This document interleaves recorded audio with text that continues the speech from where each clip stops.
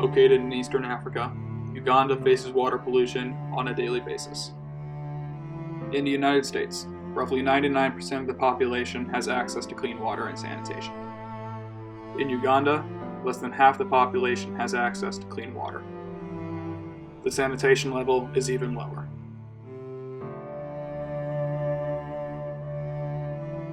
I was originally drawn to cover this topic because of a boy named Bob in Uganda.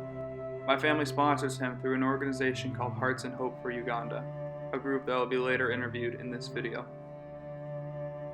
One organization that combats the water crisis in Africa is Bloodwater. I reached out to them asking some questions about the conditions facing Africa. What is your mission at Bloodwater? Bloodwater partners with grassroots organizations in efforts to end the HIV, AIDS, and clean water crisis throughout sub-Saharan Africa. When did the water crisis begin in Africa? It is unclear when the water crisis in Africa really began. There were many contributing factors to this, including human population growth, harmful chemical usage, and lack of proper discardation of soiled goods or other trash products. What are the health concerns that come with drinking, bathing, and cleaning clothes with contaminated water? There are a variety of waterborne diseases that can be transmitted to any individual through various interactions with contaminated water. In addition to the severity of this, people with HIV and AIDS have a largely higher risk of contracting these diseases due to their lack of stable immune systems. On average, how many people use the same well? Bloodwater is not an implementation organization. Therefore, our African partners are the ones who discern what type of water implementation is best for each unique circumstance. Taking this into consideration, wells are not the only system that gives water. There are rain collecting systems, springs, wells, and other hydraulic systems that can be useful for creating or collecting clean water. What is the average population size of a village in Uganda as well as other areas in Africa? This is all subject to the individual villages and tribes.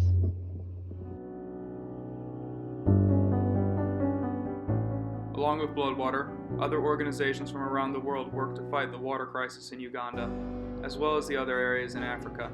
I spoke with Mr. Wiggins of Hearts and Hope for Uganda for more information on what life is like for people living in Uganda and what ways Hearts and Hope aids them. I am Andy Wiggins. I am the founder and chairman of Hearts and Hope for Uganda. Would you please tell everybody about what Hearts and Hopes is? So Hearts and Hope is a nonprofit that we set up to do community development in Uganda. We have a particular focus on health and wellness, education, as well as community or business development. And how much, this whole project's about water, how much on average does each person get, how much water on average does each person get per week? It would be extremely hard to guess how much water they get a week. What I can tell you is there is a significant problem with water scarcity as well as just clean water. The predominant way that in the communities we work in, the predominant way that the families are getting their water is either unclean water sources. So could be water runoff, could be local creeks or rivers. Even where they have access to clean water, oftentimes it's clean water wells. But any place they're getting it, they're almost always walking to get it and filling up jerry cans, which would be either 10-gallon jerry cans or 5-gallon or 2-gallon jerry cans. So pretty much getting water is a daily thing, but it's a multiple times each day, meaning you're going to get water in the morning to take care of what you need to cook breakfast. You're going to go get water again to take care of lunch needs. You're going to go get water again for dinner, as well as bathing at night. What are the obstacles that come in the way for getting water? Like, is often a lot of people competing for the same source of water. Obviously, there's the scarcity of it, but are there any other obstacles that come in the way when people are trying to get water? Yeah, so we do the majority of our work is in the rural communities, and they just don't have access to clean water in most cases. Most of the communities we go to, they're either going to rely on the few private nonprofit wells that have maybe been put into the area. Occasionally, you might have a local organization. Typically, it would be a church that has put a well in nearby, and they're walking oftentimes miles to get access to that water, which is why they oftentimes then settle for the unclean water sources, which they're going to find is, again, as I kind of mentioned, it's just runoff water. It's creeks. It is truly road runoff, kind of puddles in temporary, drainage ponds. And, they'll use, that water to take care of cleaning, cooking. Sometimes they'll boil it, sometimes they won't. But that's where they, run into a lot of problems is they just don't have easy access to clean water at all. How often are they able to boil it? Like, is that I don't know, like an uncommon event, it sounds like, but like, are they able to boil it a good amount of the time? Or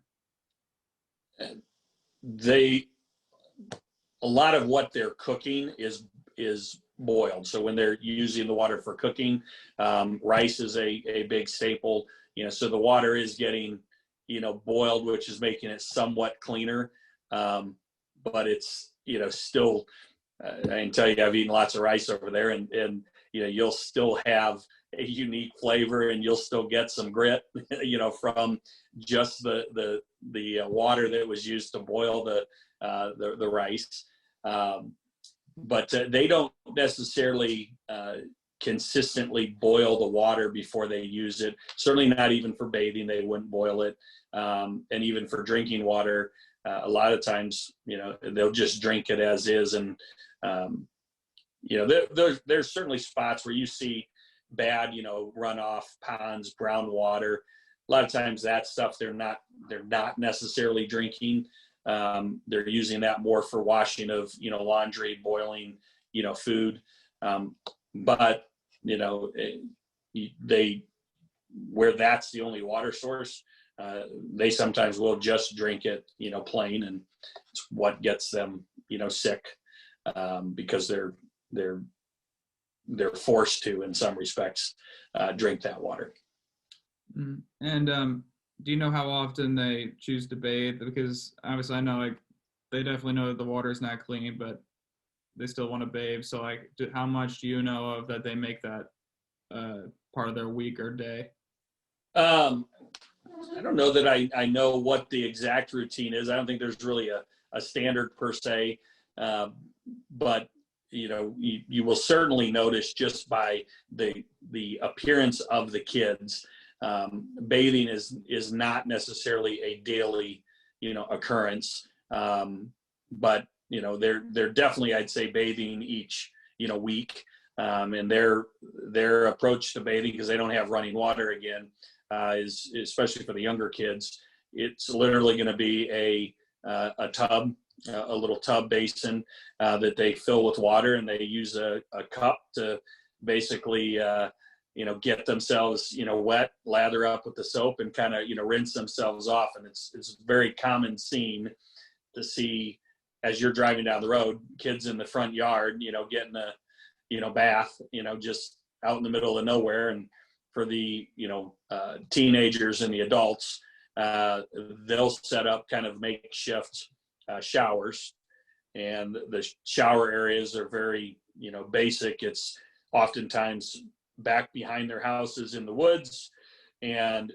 they'll put down rocks to help keep you out of the mud. So kind of flat rocks, almost like a little patio kind of structure. and then it's just thatched screens that are held up by some tree timbers, and they'll do basically the same thing back there. They'll use the wash basins. On rare occasion, you might see a jerry can that's hung up in the tree so that they can fill that up and kind of tip it over and get a little bit of a shower, rinse effect. Very different than what we experience here. For sure. Also, I don't know if this would actually have much of an effect. I just thought of this earlier with my family, but have you noticed at all, like when clean water is brought into these areas, does economically it help at all? Like, does the area boost? Or, because we were thinking like, obviously clean water helps with the health, but we don't know if maybe the economy helps out a little also as a result. We haven't done any sort of definitive economic studies to really be able to speak with that. I would tell you, first and foremost, obviously the biggest benefit is just health and wellness. So just having clean water can eliminate some of the more common diseases and sicknesses that are causing malnourishment and potentially death. So you can definitely notice the difference when you go into a community that has access to clean water versus not. In some of the villages we've gone into, first times we've gone in, you're seeing a lot of distended bellies. You're seeing more worms, and you're seeing just kind of like yellowish, kind of pussing really, but eyes that just don't look clear, and that's just a sign of kind of malnutrition and other illnesses from drinking the unclean water. And then as soon as you put in clean water, immediately you notice the overall just appearance of the kids looks much healthier. And I'm talking like within a matter of months, because we tend to go over 3 times a year. We'll see a difference between one trip to the next from when a borehole well is dedicated and open to the overall health in that community. The economy piece, I think what you're going to find is what it does do, and it's similar to schooling, is when you don't have to spend so much time and energy traveling to get water, you are able to be more productive. And that's everything from the children. It means they get to go to school, which is going to have a long-term economic impact on the community because the kids are actually getting an education versus working in the fields and collecting water all day. But the same would be said for the adults. Most of the adults in the communities are peasant farmers, so they live off the land. They plant, crops, whether it's working their own land or for somebody else. But if they're constantly having to spend their time getting water, they're not working, which means they make less money. So I'd say no formal study, but indirectly I can tell you that there is a long-term benefit and impact on the economy, both through education and just more time working in productive ways rather than collecting water. Yeah, sounds good. I just have a couple more quick questions, and then thanks again for meeting up with me. But this is a little bit out of order here, but how many people work at Hearts and Hopes organization? So in the U.S., we have the founder and I, we're both just, volunteers. So he's kind of the executive director and I'm the board member, but we're both actively involved in running the organization. On a full-time basis, we have 2 full-time staff members. One runs programs, and the other one does mission trips, kind of fundraising and marketing. And then we have a part-time bookkeeper and a part-time project and programs assistant. So basically 4 staff members, 2 of which are full-time, and that's in the U.S. On the Ugandan side of things, we work with the Lutheran Church of Uganda. So they have an organization that helps us implement our programs and manage projects and oversee our educational sponsorships. but we also have our own team over there where we have a team leader, and then we have 4 sponsorship coordinators that are taking care of the 900 plus kids that we sponsor to get educations directly in Uganda.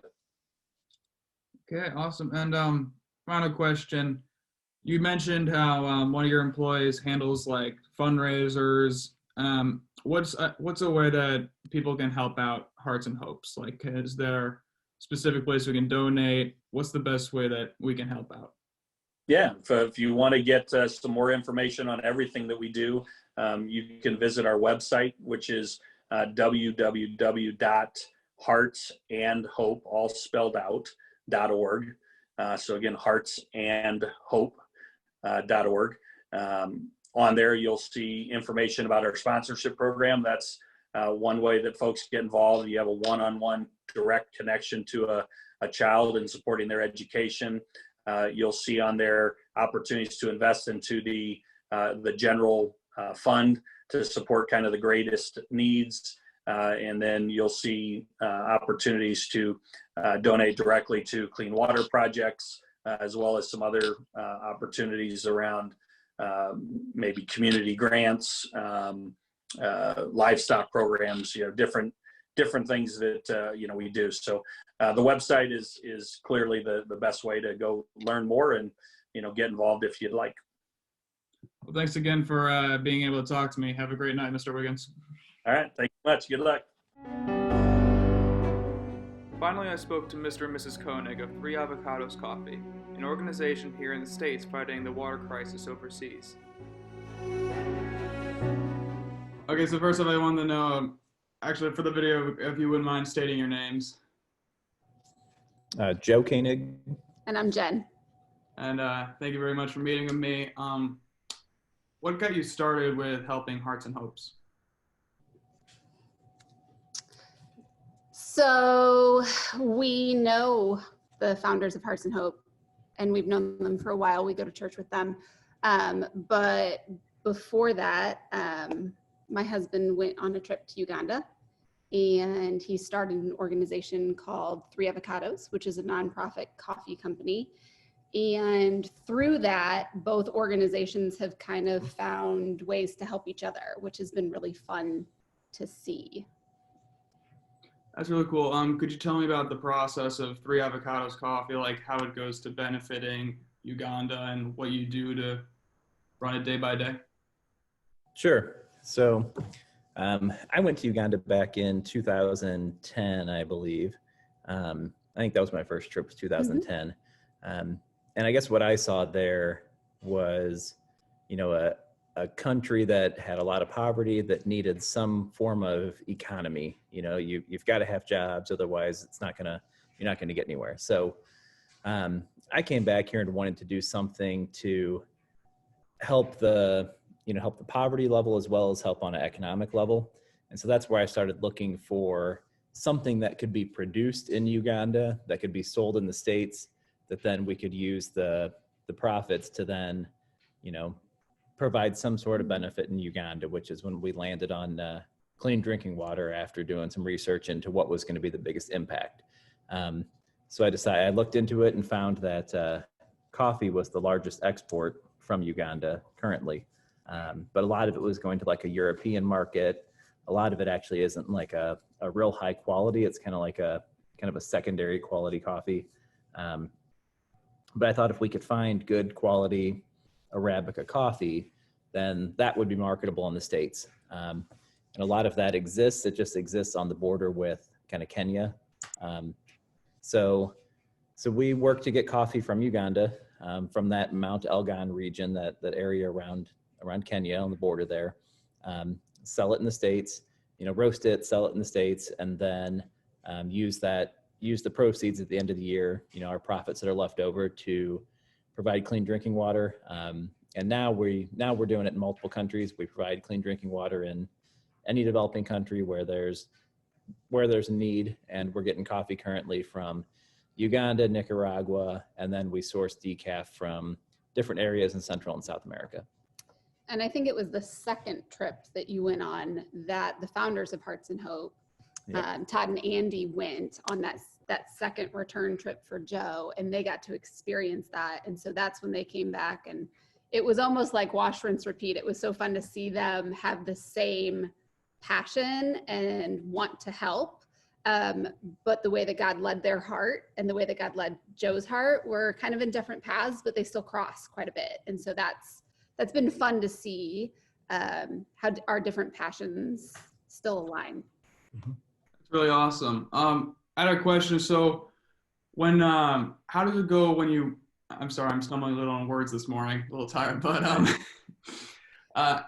when you're donating the money to clean water for all of them, how does that process go? Do you give the money to an organization which builds wells and other works, or do you do it more on your own? So one of the things when I started the organization, started looking at, okay, you know, you've got this whole supply chain of coffee and this whole process of roasting and selling coffee. And then you've got the water aspect back in the countries where you're working.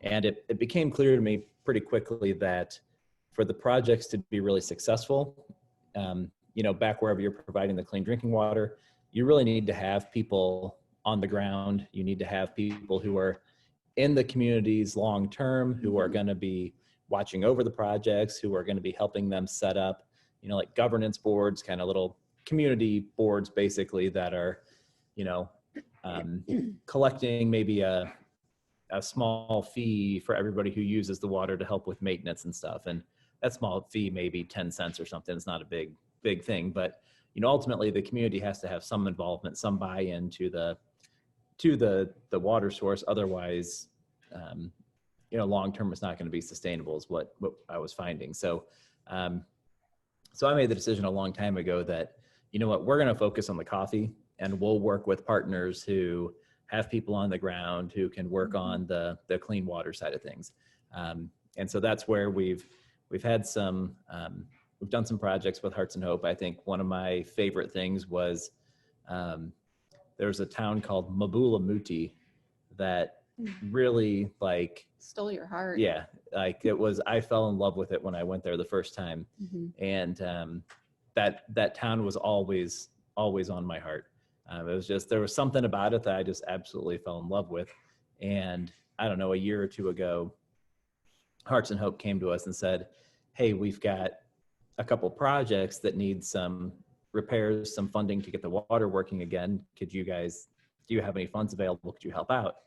And I said, absolutely, we've got some funds. And I was thrilled when one of them was Mabulamuti.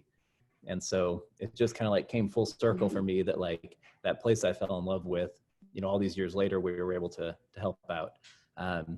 We do a lot of work these days with Compassion International.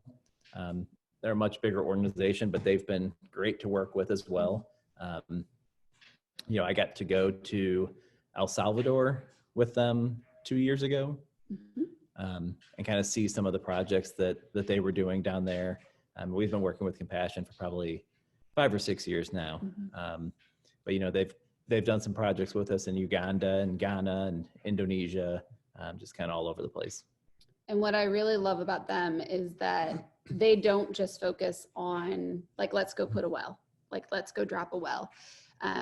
What we've learned is that as good intentioned as that can be for people who want to help, you should just walk into a community and be like, oh my gosh, they need clean water, so let's just put in a well. Like, it's not that hard, right? There's so much more that goes beyond that. There's education and there's training, and there, you know, really WASH training has to be a part of it. And like Joe said, you need to have a presence in that community for a long time, and you need to have community buy-in. And if you don't have those things, when things like well failures happen, the community doesn't know what to do. And because they don't find value in that well as much as we would as Americans, you know, they're like, oh, it's broken. And then they turn around and they go back to old habits of getting water the way that they did previously. Well, it's expensive, you know, Yeah. for a lot of these communities to try and come up with, you know, even $1,000 to repair a well is just, it's beyond what they can possibly fathom. So Right. having people there long-term to make sure that things are going smoothly and that, you know, things are in good working order is really important. Yeah, and having that long-term presence was really important to us, making sure that there was education behind the reasons for the well. Like we said, that WASH training was really, really important. And that WASH training is water and sanitation hygiene. So that's what that stands for, WASH. But that's really about making sure that the community understands that, you know, washing their hands is important and how to wash their hands, and that they start to get some understanding of how that bacteria and things end up in their drinking water, you know. And so keeping the water safe, washing their hands, you know, having proper latrines and using them. I remember walking through Uganda, and you'd find, you know, maybe there's like an outdoor latrine, you know, I don't know, 300 feet away, but somebody didn't understand it. And so you've got people just going to the bathroom right outside their hut and not understanding that that's where some of the illnesses are coming from. And so having somebody long-term going in there and just kind of being able to explain that and teach them, you know, and reinforce it that it really is important. It's critical. They've got to be there. How long does the education process usually take for like teaching them like what needs, like the health standards for the well and the training and all that? Like how long does that process usually take? That's a difficult question. It's, you know, that I guess the classes themselves, it's not that huge of a deal. You know, like they might spend, you know, I don't know, a couple of days over the course of a few months having kind of community classes. The difficulty is getting everybody there, you know, everybody from the community in there. And then also just having them trust you. You know, it takes a while to build up that trust. You can't just walk into a community and tell them, hey, I'm here to teach you these things and have them immediately buy in, you know. So one of the things that Compassion does, which is actually similar to what Hearts and Hope does, they work with the local churches. You know, a lot of the churches throughout the world are very well respected. The communities trust them. They kind of are little community centers. And so Compassion goes in, works with the churches, you know, really spends time there, getting to know the church, helping the church, and then also providing community benefits for, you know, child sponsorships and food programs and education and whatnot. And just, you know, when you do that and you're there in that church for a year, you know, and you're constantly providing benefits, then they start to trust you and start to want to listen and hear what you have to say. Churches and schools also kind of provide like a neutral zone to put a well in. It's not on Farmer Z's property, and so they don't end up charging for it or letting it go by the wayside. It's a little more community oriented. And oddly enough, in like in Central America, there's a lot of gang problems, a lot of violence down there. But what's really weird is that the gangs respect the churches.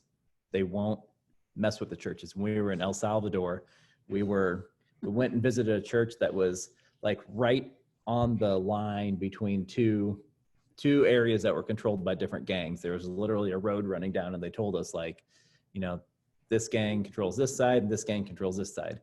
And the church had a bunch of chickens they were raising, and they would use the eggs and eat the chickens and everything. And they one day all the chickens were gone, and they were devastated. You know, their source of income was gone from selling eggs and the food that they had from the chickens.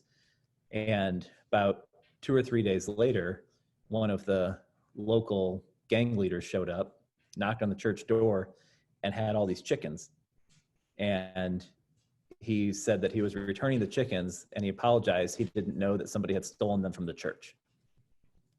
And so it was just, it was kind of mind blowing. I was like, crazy, you know, isn't it? Insane. Yeah, it's interesting to think that there's such a neutral zone there and such a high respect for the church, especially really in a amazing developed. also, Yeah, it really is. You know, but like that, it has to be a long-term commitment, and that's what we have found throughout this, is that organizations that mean well and run in and are in and out within like a year, 2 years, 3 years, that's not enough. You know, this has to be a long-term commitment. Well, and that's why the churches are respected by the gangs. They see that Right. they're doing a lot of good with the community and educating the kids and trying to provide opportunities. And so they respect that. That's really nice. I have just one final question for you. And thank you again for your time. Sure. What would be ways that like people all around could help contribute to you? Like, do you have ways where people can donate money that you guys send to the wells? Like, what are ways that the whole community in St. Louis and Illinois can contribute to this? So yeah, I mean, we definitely accept donations. We've got a 501c3 set up for tax deductible donations. And then, at Three Avocados, we've got coffee. We've got coffee subscriptions. It's good, high quality coffee too. I think we get a lot of people who They're like, oh, it's for a good cause. It must Right. not be good. No, we promise we're coffee snobs. It's real good coffee. so the subscriptions are huge for us. Yeah. People who have a bag or two sent a month. We've got a lot of those, and those are huge. And then just spreading the word, and I think nowadays some of the trips are kind of getting a little bit of a bad rap. You talk about like the term poverty tourism and some of those things, and I think that you got to be careful what group you're going with, but ultimately I think it's really important for everybody that can to go at some point and see, go to Nicaragua, Honduras, El Salvador, go somewhere in Africa, Uganda, Kenya, any of those, Ethiopia. Allow your eyes to be open. But yeah, I mean, it's just something that growing up in the States, we can't fathom what those places look like. And for me, when I went, it was just vastly different. When you're in an environment and you look around you and all you see is this extreme level of poverty, it really puts things in perspective. It kind of makes you realize how much you do have and how much you can really share with someone else to help improve the world.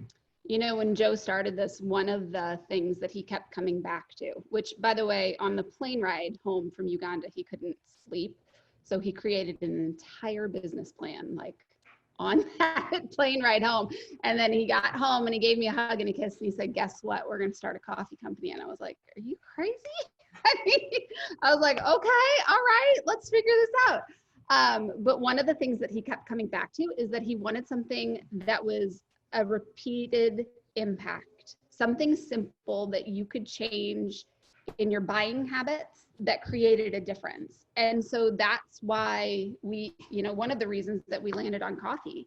It's easy to pick up our bag of coffee or set up a subscription or have your church switch to our coffee. I mean, we've got a ton of churches who use our coffee. We do wholesale accounts, those kind of things. We do fundraisers for schools and soccer teams and all that kind of stuff. We have that all set up. But it's just a switch to making a choice of a product that does good, do good product. That's a simple impact. But we didn't want to create an organization where it was just, we were quote unquote begging for money. We wanted an organization to where people could easily make an impact by just changing what they were purchasing. Similar price point, probably better quality coffee. And really it makes a huge difference. It really truly does. Yep. And so that's what we were going for. That's great. And what locations sell your coffee?